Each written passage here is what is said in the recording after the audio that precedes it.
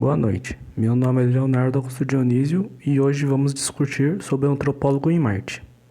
O livro O Antropólogo em Marte foi lançado no Brasil em 1995 pelo autor Oliver Sacks, que é um neurologista com facilidade para narrar distúrbios complexos, permitindo dessa maneira que seu público seja absorvido pelas histórias de seus pacientes.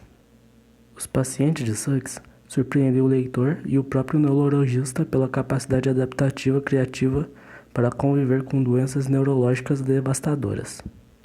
Tanto que tal elemento é destacado no último conto do livro, tanto como o nome O Antropólogo em Marte. O último conto, O Antropólogo em Marte, é sobre uma autista PhD em ciências animal, que mesmo com todas as adversidades, se tornou basicamente uma referência no cenário que a mesma está inserida.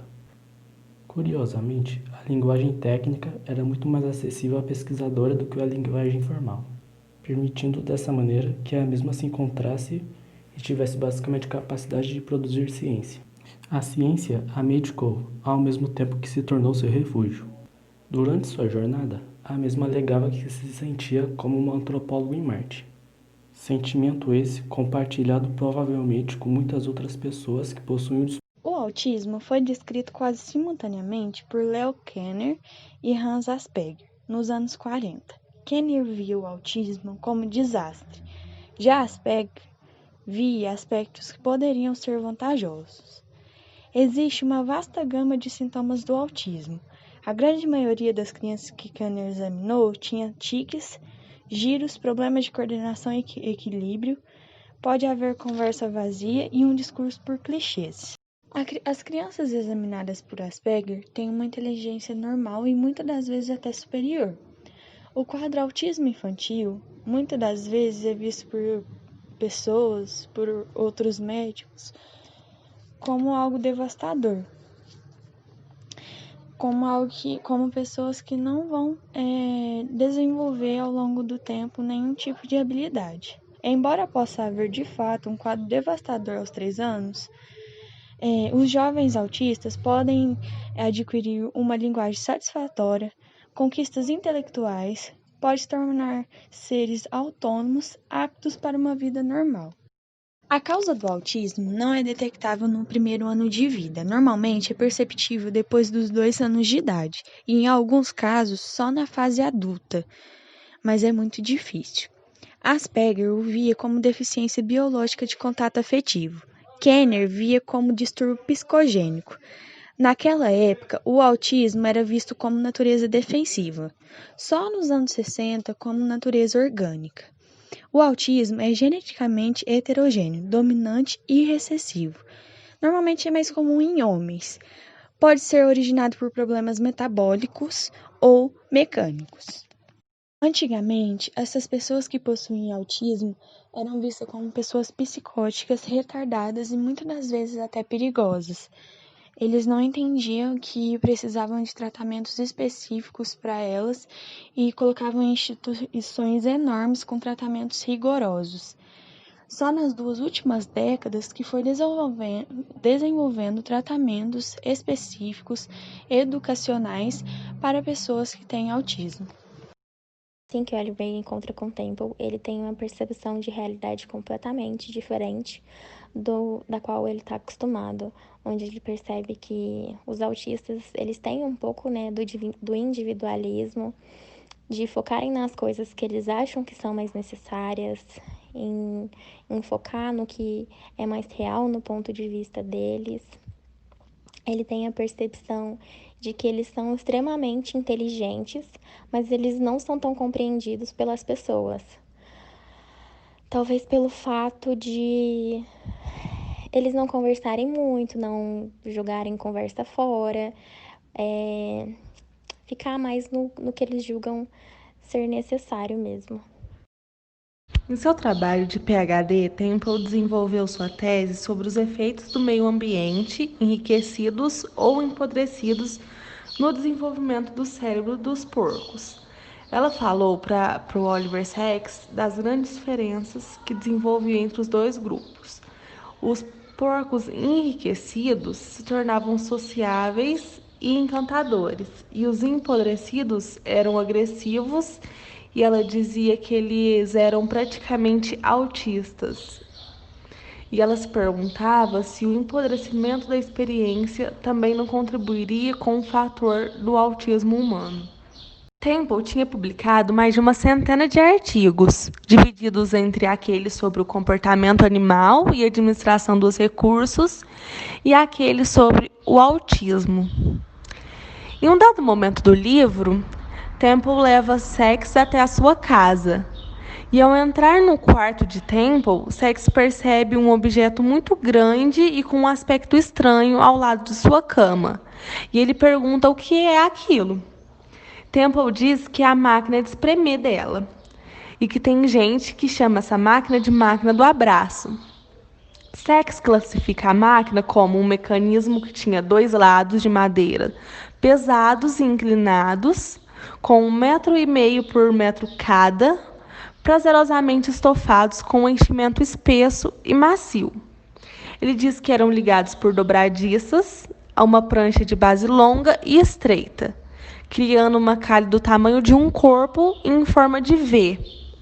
Havia uma complexa caixa de controle numa das extremidades, com tubos resistentes levando a outro mecanismo dentro do armário.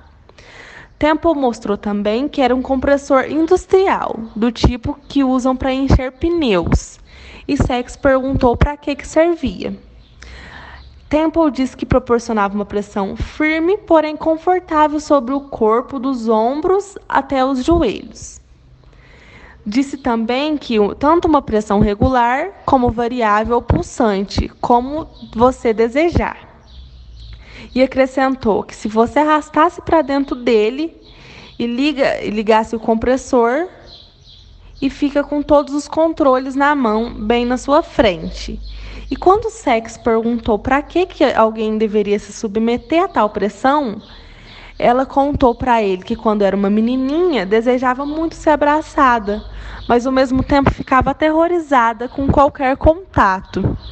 E quando ela era abraçada, especialmente por uma tia predileta, sentia-se esmagada. E ela tinha um sentimento de prazer e de paz, mas também de terror e de ser afundada. Então, Sex chegou à conclusão que aquela máquina abria uma porta para o mundo emocional, que de outro modo continuaria fechado. E lhe permitia Temple entrar em uma comunhão com os outros. Agora, falando um pouco mais sobre o pensamento visual, Temple deu uma palestra falando um pouco sobre as diferentes formas de pensar. Ela diz: e agora quero falar um pouco com vocês sobre as diferentes formas de pensar. Vocês têm que se afastar da linguagem verbal. Eu penso em imagens, eu não penso em linguagem. Então, o que acontece numa mente autista é que se foca nos detalhes. Ok, este é um teste no qual vocês têm de descobrir as letras grandes ou descobrir as letras pequenas. E o pensamento autista descobre as letras pequenas mais rapidamente. E ela continua dizendo: o que acontece é que o cérebro normal ignora os detalhes. Bem, se vocês estiverem a construir uma ponte, os detalhes são muito importantes, porque a ponte pode cair se vocês ignorarem os detalhes. E uma das minhas maiores preocupações com as práticas estabelecidas hoje em dia é que as coisas estão a ficar demasiado abstratas. As pessoas estão deixando de colocar as mãos à obra. Preocupa-me que muitas escolas tenham retirado as disciplinas práticas, porque artes e disciplinas do gênero, essas eram as disciplinas em que eu era excelente. Em determinado momento no texto, a personagem relembra as dificuldades de socialização que teve na sua infância. Passou a frequentar a escola aos 6 anos e lá teve muitos desafios. Por sorte, alguns professores notaram essa dificuldade e a auxiliaram, fazendo assim com que ela se desenvolvesse um pouco mais. Essa dificuldade em socializar é o que facilita com que as pessoas com espectro autista se apeguem ainda mais a animais. Temple tentava se comunicar com outras crianças, mas era incompreendida. Para ela, a linguagem da ciência era mais clara do que a cotidiana, e assim começou seu interesse pela biologia e ciência. Por ser um espectro, existem vários tipos de autista. Alguns se adaptam ao barulho alto, outros não. Alguns têm crises de estresse, outros não. Apesar da dificuldade em algumas áreas, o indivíduo que tem o transtorno espectro autista pode gerar habilidades diferentes para entender a sociedade ao longo da vida. Temple descreve que possui dificuldades para observar outras pessoas durante suas palestras. Tal elemento é característico dos autistas, visto que em certos casos os autistas preferem se concentrar na visão periférica, já que a central apresenta-se de forma minimamente borrada. A percepção de profundidade também é corrompida, o que dificulta movimentos como pegar e lançar. Mesmo assim, hoje, Temple passa aproximadamente 90% de sua jornada na estrada, realizando uma série de conferências e palestras sobre autismo, porém dessa vez olhando mais para seu público e tentando se concentrar mais no mesmo. Tal elemento foi tão abrangente que a mesma acabou conquistando a presença de 3 amigos. Porém, é perceptível que a mesma tentava interpretar aquilo que era descrito como normal. Tal caso é muito semelhante com uma família que vivia na Califórnia, uma família formada por autistas, que por mais que de fato parecessem ser normais, em suas cozinhas basicamente haviam dicas e principalmente elementos que retratavam como eles deveriam cozinhar e principalmente retratando uma série de dicas de como eles realizarem suas tarefas. Ou seja, a família basicamente havia aprendido a agir com naturalidade, tendo como base estereótipos de uma família convencional, o que é plausível, visto que o ser humano tem uma capacidade enorme de armazenar e principalmente aprender novos elementos básicos. Obviamente que eles sejam convenientes. Por mais que a família houvesse aprendido a ser normal perante a concepção da sociedade, os mesmos não possuíam ilusões sobre si mesmos, conseguiam reconhecer seu autismo e principalmente um ao outro. Porém, assim como qualquer outro autista, os mesmos demonstravam diretamente interesse por mundos imaginários. E aqui não é diferente com esta família, visto que os mesmos possuíam seu próprio mundo, com sua própria concepção de certo e errado e sua própria política. As atitudes de Temple não eram diferentes, porém, a mesma demonstrava ter mais malícia do que os outros convencionalmente. Durante uma visita a uma fábrica que Temple havia desenhado, a mesma demonstrava literalmente todos os detalhes do abatedouro, como se ela já houvesse estado ali anteriormente e já tivesse conhecimento de todas as suas funcionalidades. A mesma ainda destaca a atitude dos trabalhadores, em basicamente matar animais de maneira constante, quase de maneira mecanizada, elemento desencadeado, por exemplo, provavelmente pelo hábito, visto que os trabalhadores basicamente aprenderam com o ambiente e principalmente com aquela situação a como se portarem, permitindo que tais ações fossem realizadas com base no estímulo recorrente. Boa noite. O sentimento mais profundo de Temple está relacionado com o gado. Ela sente uma ternura, uma compaixão por esses animais, praticamente um amor. Discorreu longamente sobre isso quando dirigimos a nossa próxima parada, uma fazenda de corte. Como ela procurava estabelecer um clima leve ao colocar o animal na calha, transmitir tranquilidade ao animal, trazendo-lhe paz nos últimos momentos de sua vida. Para ela, tratava-se de algo meio físico e meio sagrado, acalmar o animal nos últimos momentos de sua vida. Era o que ela tentava ensinar às pessoas que trabalhavam com calhas no matadouro. Ela contou-me uma história de quando um gerente, ao mesmo tempo que se mostrava bastante refratário ao receber esse tipo de ensinamento dela, ficaria fascinado pelo poder em que tinha de tentar acalmar os animais agitados, como se o conhecimento dela fosse inato. E ao ela apresentar isso ao pessoal do Sul, esse gerente começou a espioná-la pelo buraco do teto e vendo ela trabalhar.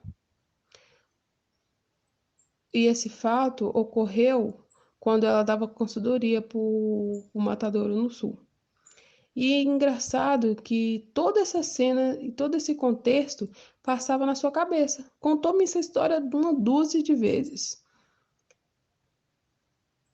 E a cada vez praticamente com as mesmas palavras. Fiquei impressionado pelo tanto de nitidez da experiência, pela memória, pela pela toda a sua aparência passada por sua cabeça, como ela tinha uma qualidade resoluta.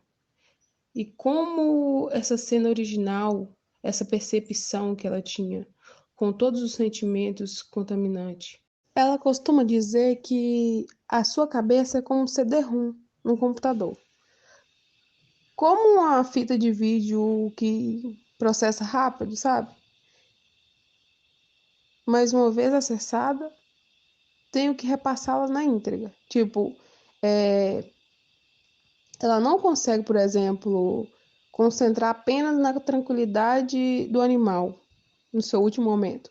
Ela tem que passar pela memória a totalidade da cena, desde a entrada da calha ao processamento regular, ao seu salto para frente, seu processo regular, até sua morte e a sua queda, após a garganta ter sido cortada. Ela diz, posso fazer tudo que faz um computador em Jurassic Park. Ela continuou falando, posso fazer todo aquele negócio na minha cabeça. Na verdade, eu tenho aquela máquina na minha cabeça. Faço tudo na minha mente, coloco a fita, é um momento lento de processamento, mas é um tipo ideal para o meu trabalho. Projetar elaborações na sua cabeça, visualizando cada componente do sistema. De diferentes maneiras, tipo olhando os diversos ângulos, de perto, de longe. Uma vez que ela termina o seu desenho, ela passa uma simulação na cabeça, fazendo uma imagem e toda a fábrica e todo o seu funcionamento. Essa simulação pode mostrar o problema inesperado. E quando isso acontece, modifica o projeto, faz outra simulação, muitas outras se preciso, até que o projeto fica perfeito. E então, tudo está claro. A sua cabeça passa por coisas inesperadas. Logo em seguida, passa tudo para o papel. Não precisa mais de nenhuma atenção nesse momento. O resto é mecânico. Tempo, quando era menina, se esforçava ao máximo para poder alcançar suas normas registradas dentro dos testes especiais, mas em consideração de tarefas abstratas e sequenciais, que são os testes de inteligência, ela era muito mal, não conseguia muito bem, porque ela precisava de uma realidade normal, uma realidade visual, que era por imagens, poemas, e ela conseguia rapidamente associar isso. Então, quando o Tempo começou a dar palestra, ela usava uns slides muito esquisitos, misturado com hábitos, diagramas e gráficos. É slide da qual ela não pode ter nenhuma relação perspectiva com um assunto e não passa nada para a plateia, já que na realidade não foram concebidos para elas, mas sim para ela. Ela deixa as lembranças pessoais vir encadeada ao próprio pensamento, que isso está ligado à memória. Quando você joga, como se fosse uma pescaria, você joga a isca e o peixe vem. Por exemplo, nos slides da Tempo, bem humorado, ela colocaria um rolo de papel higiênico feito de lixa e faz com que ela lembre da sensibilidade tátil do autismo. Aí, de repente, ela começa a desencadear um texto maravilhoso e uma palestra perfeita.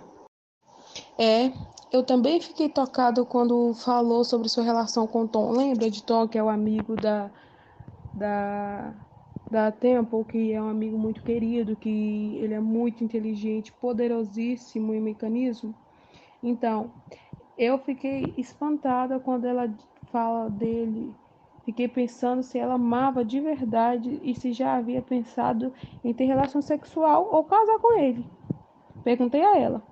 Perguntei-lhe se já tivesse relações sexuais alguma vez, ou já tinha namorado ou se apaixonado. Não. Ela respondeu não. Era solteira, nunca tinha namorado, achava essas interações completamente frustrantes e muito complexas na prática. Nunca sabia o que estava sendo dito, ou insinuado, ou perguntado, ou esperado. Não sabia exatamente nada dessas ocasiões de onde vinham as pessoas, ou suposições de proposições ou intenções. Isto era compartilhado por outros artistas, ela disse, e era uma das razões por raramente serem bem-sucedidas em namoros ou relações amorosos. Embora tenha sentimentos sexuais, mas o problema não estava apenas no namoro e relacionamento concreto. Nunca me apaixonei, ela me disse. Não sei o que é ficar perdidamente apaixonada. Como você imagina que é ficar apaixonado? Perguntei. Talvez seja ter, talvez seja como ter uma sícope. Se não, não sei. Achei que a expressão fica apaixonada com a sugestão de um sentimento avassalador. Ou arrebatador, podia não ser um termo ideal. Emendei minha pergunta para: o que é amar? Preocupar-se com alguém? Acho que a habilidade de, de gostar de alguém tem a ver com isso? Você já se preocupou com alguém? Perguntei. Ela hesitou por um momento antes de responder. Muitas vezes. Acho que estão falando coisas da minha vida. Você sofre com isso? Acho que sim. E depois acrescentou: quando comecei a segurar o gado, eu pensei: o que está acontecendo comigo? Fiquei na dúvida se aquilo era amor. Não era, mas era intelectual. Ela pensa muito no que é amor, em certo sentido, mas não consegue imaginar como é sentir uma paixão por outra pessoa. Não podia entender como minha colega de quarto tinha uma sícope por causa de um professor de ciência. Ela lembrou. Ficava subjugada pela emoção. Eu pensava: ele é legal, posso ver que ela gosta dele, mas não em além disso. A capacidade de ter ciclo, de experimentar uma relação e uma emoção de apaixonar, parece reduzir também outras áreas, não apenas no relacionamento humano. Porém, após falar de sua colega do quarto, Tempo diz, imediatamente: o mesmo acontece com a música. Não tenho sícope. Ela era completamente afinada, acrescentou. O que normalmente é muito raro, mas costuma ser comum entre um artista e outro. E tinha uma memória musical precisa ser afiada, mas no geral não é emocionante. Não tem nada de interessante na música. Achava até bonitinho, mas não me evocava nada. Não era profundo, somente associado a literaturas e livros literários. Sempre que ouço a música de fantasia, vejo aquele estúpido hipopótamo bailarina. A música não parecia falar, não. Sacava a música e dizia, não via significado nenhum. E de supor que tempo simplesmente não seja musical. A própria explicação de tempo para isso é meramente mecânica. O ciclo emocional não foi fisgado. E o que está errado? Pela mesma razão, ela não tem um inconsciente. Ela diz: não recalque memória e pensamentos. Como as pessoas normais, não existe arquivo de recalque na minha memória. Ela afirma: você tem arquivos que estão bloqueados. Não tenho nenhum que seja tão penoso a ponto de ser bloqueado. Não existe segredos ou portas fechadas. Nada está escondido. Posso deduzir que existem áreas escondidas em outras pessoas, de forma que não suporta falar de certas coisas. ou seja, ela quer dizer que ela é uma pessoa resolvida e que ela tem um pensamento, suas percepções são geradas de acordo com o que ela vive e que ela sente. As amígdalas trancam o arquivo do hipocampo. No meu caso, as amígdalas não produzem emoção suficiente para fechar o arquivo do hipocampo. Fiquei pasmo e disse: ou você está errado, ou existe uma diferença quase imaginável de estrutura psíquica. O recalque é universal entre os seres humanos, mas, após ter falado, tive menos certeza. Era capaz de imaginar as condições orgânicas em que o recalque pudesse deixar de desenvolver, ou destruído, ou subjugado. Parecia ter sido o caso do nanismo de Lúria, que, embora não sendo autista, tinha lembranças tão nítidas ao ponto de serem inesgotáveis. Mesmo se alguma fosse tão penosa que teria com certeza um recalque. Se houvesse, claro, fisiologicamente, a possibilidade que eu próprio tive um paciente em que uma lesão dos lombos frontais do cérebro liberou o recalque. Tais casos nos mostram como toda a base afetiva de vida pode ser podada por uma lesão neurológica. Mas há algo ainda mais seletivo sobre os processos afetivos do autismo. Não existe de jeito nenhum uma afabilidade e insipidez completas a desrespeito dos comentários de Temple sobre o circuito emocional.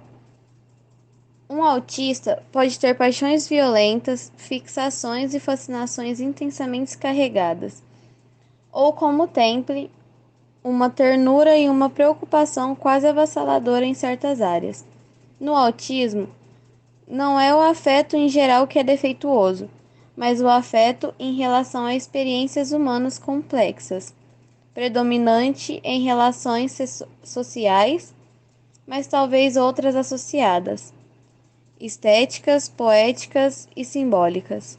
Tanto como uma pessoa lutando para compreender a si mesma, quanto uma cientista pesquisando o comportamento animal, Temple está constantemente exercitado pelo seu próprio autismo, procurando modelos ou similares para entendê-lo.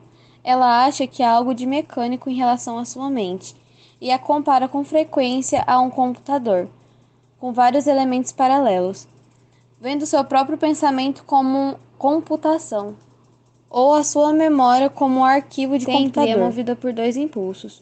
Uma parte teórica nela, que a faz procurar uma explicação geral para o autismo, uma chave que possa ser aplicado à totalidade do fenômeno e a cada caso, e uma parte prática, empírica, constantemente enfrentando a extensão e a complexidade e imprevisibilidade irredutíveis de seu próprio distúrbio, e também a enorme gama de fenômenos em outros autistas.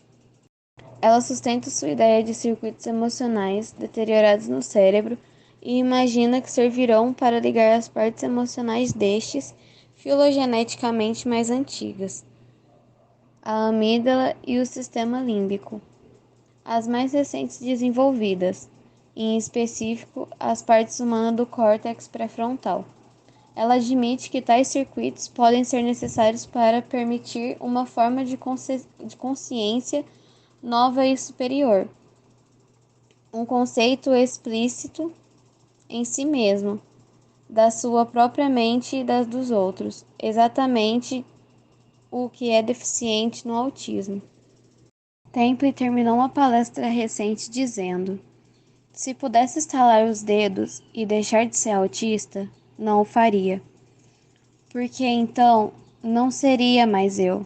O autismo é parte do que eu sou.